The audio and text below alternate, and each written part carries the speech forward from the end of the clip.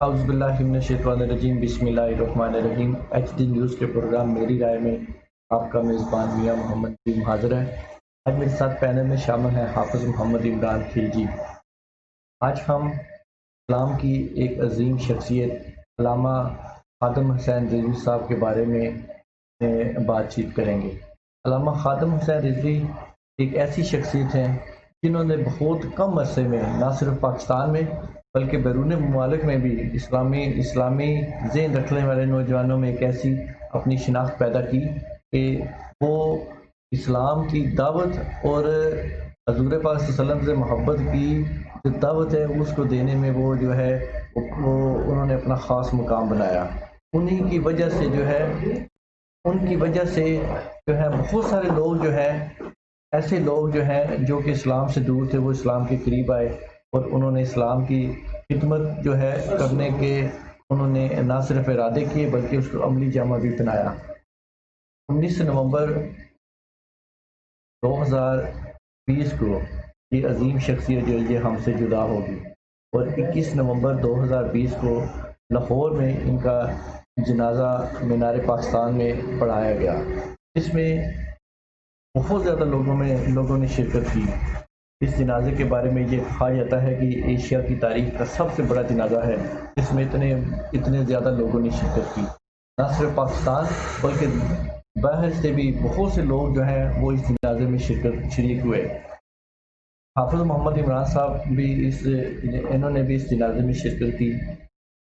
اب ہم ان سے یہ پوچھتے ہیں کہ جنازہ کے دوران لوگوں کے خادم رضوی صاحب کے بارے میں کیا تاثرات تھے؟ جی آپ صاحب۔ بسم اللہ الرحمن الرحیم۔ بہت شکریہ میاں صاحب، بڑا ہی آج ایک اہم جو شخصیت اور ایک عظیم لیڈر جو نہ صرف پاکستان کے لیڈر بلکہ یہ دنیا اسلام کے لیڈر بن گئے اور بہت کم عرصہ میں انہوں نے اپنی ایک ایسی پہچان بنائی اور یہ پہچان عشق مصطفیٰ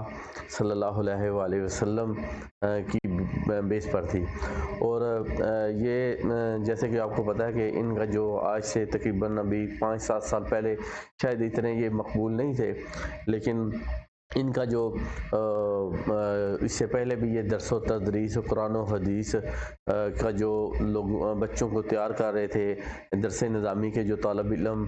جو ہیں وہ ان کو پڑھا کر اور ایک درس نظامی کا جو تعلیم ہے اس میں سر انجام دے رہے تھے۔ اور انہوں نے نہ صرف چند لیکن بلکہ ہزاروں نہیں بلکہ ہزاروں کی تعداد میں جو ہے نا طالب علم اور طالب علم کو دین اسلام کی تعلیم سے آراستہ و پیراستہ کیا۔ اور ان کی جو خدمات ہیں اس حوالے سے اگر ہم دیکھیں کہ تحفظ ناموس رسالت کے حوالے سے جب غازی ممتاز حسین قادری نے ایک گورنر کو گستاخی کرنے پر واصل جہنم کیا تو اس کی اس جو کام کیا تو اس والے سے انہوں نے آواز اٹھائی اور یہ آواز اتنی ہی مقبول ہوئی کہ اور اس والے سے انہوں نے بڑے احتجاج کی اس کی رہائی کے لیے، اور اس حوالے سے انہوں نے بڑے قانونی طور پر بھی جتنا ہو سکا اور لوگوں کو عاشقان مصطفیٰ کو اس عاشق مصطفیٰ کو رہا کروانے کے لیے ان کی جو تحریک تھی وہ بھی کسی سے ڈکی چھپی نہیں، اور اس حوالے سے انہوں نے بڑا کردار ادا کیا اور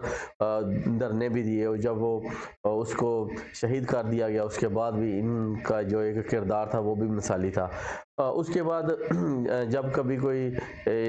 سرکار علیہ السلام کے حوالے سے کوئی گستاخی یا اسلام پر کوئی اس طرح کی کوئی کالی ضرب لگانے کی کوشش کرتا تو یہ وہ شخصیت ہے کہ جو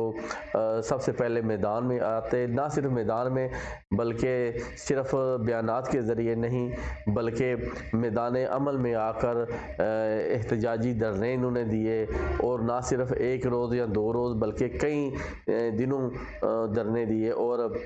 یہ نہیں کہ ایک کنٹینر میں بیٹھ کر یا ایک لگژری کمرے میں بیٹھ کر خود بیٹھے رہے اور اپنے جو کارکن ہیں وہ سردیوں کی شدت برداشت کرتے رہے، ٹھنڈک وہ برداشت کریں، یہ اپنے آرام سے بیٹھے ہیں، لیکن یہ انہوں نے بھی انہی اپنے کارکنوں کے ساتھ اسی شدت، اگر سردی ہے تو سردی کی شدت کو برداشت کیا، اگر گرمی ہے تو یعنی کہ جس طرح کارکن اس دھرنے میں مصیبتیں عزائم برداشت کر رہے تھے، انہوں نے بھی وہی مصیبتیں برداشت کی، اور انہوں نے یعنی کہ ایک عام، یعنی کہ یہ نہیں کہ لیڈر آرام والی جگہ اور جو کارکن ہے وہ سردیوں میں ٹھنڈک کی شدت برداشت کرتے رہے، ان کا یہی ایک بڑا، یعنی کہ جو مضبوط اعصاب کے مالک تھے، یہ اپنے کارکنوں کے درمیان ہی رہے، اور یہی وجہ بنی جب انہوں نے آخری دھرنا دیا اسلام آباد میں، جب فرانس کے جو صدر ہیں اس کی طرف سے، حکومت کی طرف سے ایک شہاکے شائع کیے ہمارے سرکار نبی اکرم نور مجسم صلی اللہ علیہ وسلم کے گستاخانہ حقوں کو شائع کیا، تو انہوں نے وہ دھرنا دیا، اور ان کا یہی مطالبہ تھا کہ یہ ہمارے آقا کے ساتھ ان کی یہ جو بے حرمتی کر رہے ہیں، ان کے جو سفیر ہیں ان کو واپس بھیجا جائے، اور جو ہمارا سفیر ہے ان کو واپس پاکستان بلایا جائے۔ حکومت سے یہی مطالبہ تھا، اور اسی حوالے سے انہوں نے دھرنا دیا، اور اسی دھرنے کے دوران ان کو جو ہے نا وہ 3-4 دن روز کا جو دھرنا تھا اسی میں یہ بیمار ہوئے، اور نمونیا کی جو مرض ہے وہ اس میں مبتلا ہوئے، اسی مرض میں وہ کچھ دنوں بعد یعنی کہ اپنے حال کی سو جا ملے۔ اس کے بعد اب جو آپ نے پوچھا کہ جنازے کے حوالے سے، تو جنازہ جو میں سمجھتا ہوں کہ پاکستان نہیں بلکہ دنیا کی تاریخ میں سب سے بڑا یہ جنازہ تھا، اور اس جنازے میں جس طرح انہوں نے اپنے آقا کے ساتھ وفاداری کی ہے، اور اپنے آقا کے ساتھ محبت کا اظہار کیا، اور ان کی محبت میں ہی یہ سارا کچھ، یعنی کہ یہ اسی طرح عاشقان مصطفیٰ نے بھی ان کے جنازے میں جا کر اپنا کردار ادا کیا ہے۔ اچھا، اس جنازے میں نہ صرف ان کی یہ وفات پر ہمارے اپنے یا ان کے مکتبہ فکر کے لوگ، بلکہ پوری یعنی کہ ہر مکتبہ فکر کے لوگوں نے شرکت بھی کی، اور ان کی یہ وفات ہے اس پر اظہار تعزیت بھی کیا، اور انہوں نے کہا کہ ایک ایسی آواز جو ناموس رسالت کے حوالے سے ایک ایسی گرجدار آواز تھی جو اب خاموش ہو گئی ہے، اور شاید اس طرح کی آواز اب ہمیں شاید میسر نہ آئے جس طرح ان کی جو ایک آواز تھی۔ اسی طرح ان کی آواز صرف پاکستان میں نہیں بلکہ یہ عالم کفر میں بھی ان کی جو ایک آواز تھی، وہ ان کی آواز سے وہ بھی جو ہے نا اس وقت خوف زدہ تھے۔ تو میں سمجھتا ہوں کہ یہ ایک بڑا ہلاک ہے، اور جس کو اب پور کرنا بہت مشکل ہے، لیکن اللہ تعالیٰ کی یہ ظاہری بات ہے کہ جس نے آنا ہے اس نے جانا ہی ہے، لیکن انشاءاللہ تعالیٰ تا قیامت ان کا جو یہ کردار ہے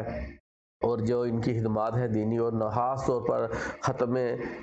تحفظ ختم نبوت، ختم ناموس رسالت کے حوالے سے جو یہ ان کی آواز ہے، اس خدمات ہیں، ان کو ہمیشہ یاد رکھا جائے گا۔ اچھا میاں صاحب، اس میں نا ایک اور، اس میں نہ صرف مذہبی جو لوگ ہیں انہوں نے ان کی وفات پر اظہار افسوس کیا، بلکہ ہمارے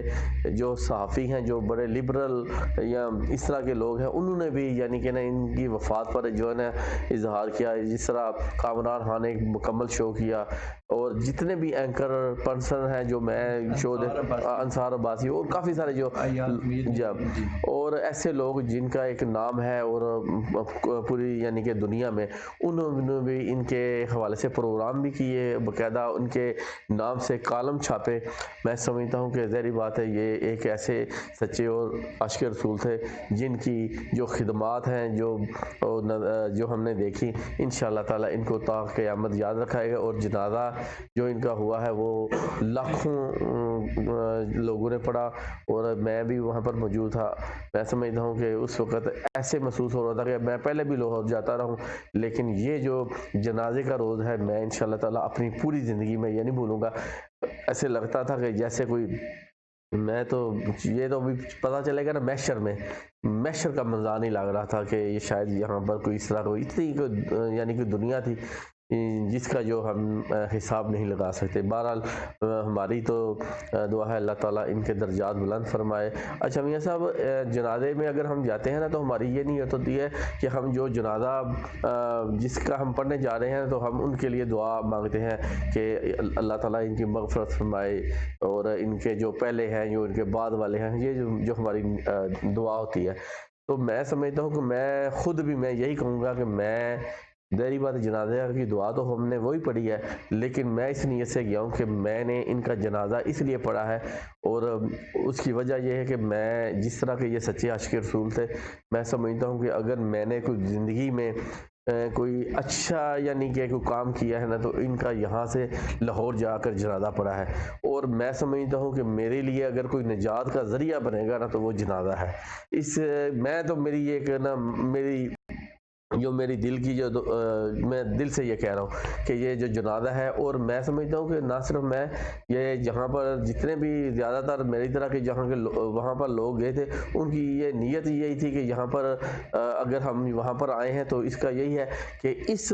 جنازے کی وجہ سے شاید ہماری بھی کوئی بخشش کا ذریعہ بن جائے.